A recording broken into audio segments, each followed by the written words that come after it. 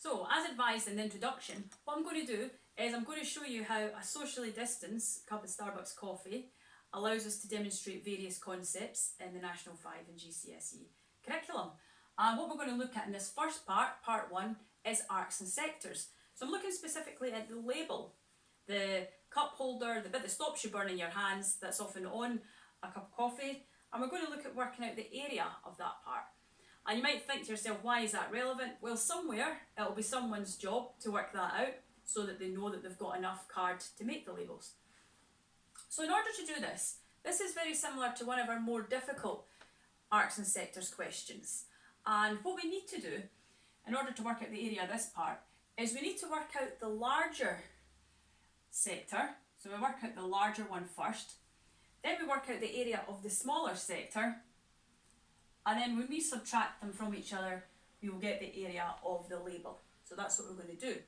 So in order to work out the area of the larger sector, so the area is pi r squared. We divide it by 360 and times it by 45. So the radius in that instance, I can actually just fill that in. So the radius for the larger one is 33. So it's pi times 33 squared divided by 360 times 45.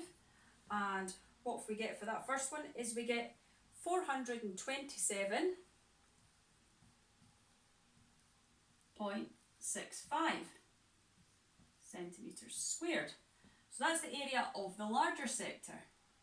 What I'm going to do now is I'm going to work out the area of the smaller sector.